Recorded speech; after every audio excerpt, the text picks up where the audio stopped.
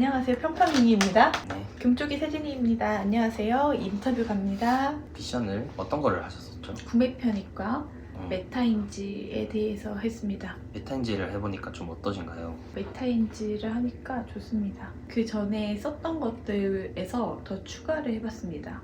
생각보다 그래도 많이 하셨네요. 구매 편익을 했었을 때 좀 어떤 걸 느끼셨나요? 구매 편익을 했을 때 제가 그 전에 커피 설명을 드렸잖아요. 제 걸로는 안 돼요.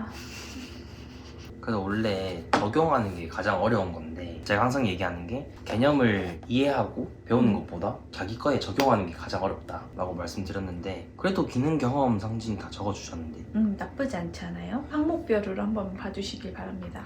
제가 그 영상에서도 좀 찍었는데 혼날 준비를 하고 왔어요. 이거 작업치료학과 같은 경우는 이미 증빙을 했고 성적서 그것도 다 증빙을 했기 때문에 기능적으로 이제 잘 적어주신 것 같은데 원장 출신으로 다양한 선생님 교육 같은 경우에는 이건 증빙할 수 없을 것 같다라고 적었는데 이거는 사진이랑 뭐 영상 같은 게 없어서 맞아요. 영상이나 이런 것도 없고 사실상 이제 그 전에 다녔던 선생님들을 찾아볼 수도 없고 해서 증빙을 할 수는 없을 것 같아가지고 그러니까 이런 게 좀 아쉬운 것 같아요. 그때마다 서류화를 해놓거나 아니면 인정을 뭐 이제 업로드를 해서 이렇게 기록화 해놓지 않으면은 네. 없어지는 거잖아. 근데 본인이 교육한 거 맞잖아요. 네. 아닌가요? 선생님들한테 교육을 많이 했죠? 그러니까 그거를 안 남겨놓으니까 지금 어때요? 남들이 원장 출신 아닌 것 같은데 사람들한테 교육 안 한 것 같은데 라고 하면은 뭐라고 얘기할 건가요? 정말 속상하네요 라고 할 것 같아요. 그럼 본인이 이제 준비한 컨텐츠에 대해서 좀 얘기를 해볼 건데 제가 정말 기대 많이 하는 사람들이 한번 딱 들으면은 바로 암기가 되고 이해가 잘 되는 그 기초 해부학 어떻게 컨텐츠를 만들어 주실 건가요? 대표님이 이렇게 말하니까 저 사기 더하기 하는 것 같아서 못하겠습니다. 본인이 아주 그냥 한번 들을 때 귀에 쏙쏙 박히고 암기도 그런 잘 되는 식으로 안 했잖아요. 이 정도면 그 저 사기 더하기 하는 사람이라고요. 지금 저 사기꾼으로 만들려고 지금 이렇게 금쪽이 시리즈 하는 거죠.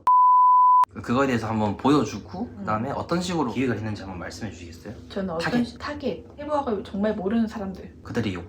이 해부학을 좀 외우기 쉽게, 그리고 다시 제 컨텐츠를 보면서 조금 복습을 할 수 있는 그런 컨텐츠로 생각을 해서 해부학을 아예 모르고 근데 해부학을 배워야 하는 사람으로 생각을 해봤습니다. 그러면은 이렇게 봤었을 때 타겟 욕구가 다 명확하게 나왔는데 대부분의 주는 기능해부학 강사님들이 똑같이 그냥 카드 뉴스를 준단 말이죠. 우리는 조금 어떻게 다른 컨텐츠가 나오는가에 대해서 한번 말씀해 주시면 좋을 것 같아요. 카드 뉴스가 나왔지만 제가 생각할 땐 약간 저는 조금씩 팁을 주는 것도 좋을 것 같아서 예를 들면 이 손목뼈가 이렇게 8개 아닙니까?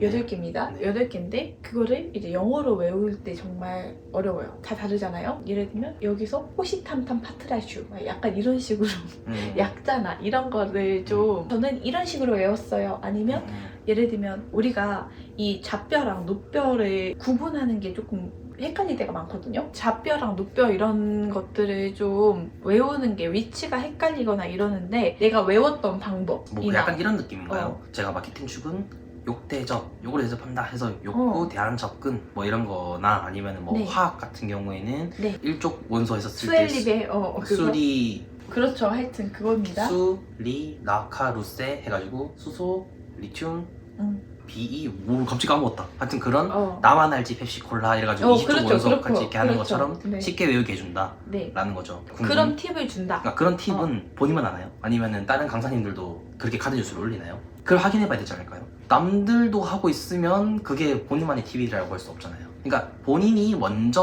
오픈을 하는 거는 정통성에 대해서 주장을 할 수 있습니다. 근데 남들도 갑자기 막 똑같이 하고 있었어. 시장 분석을 안 했죠.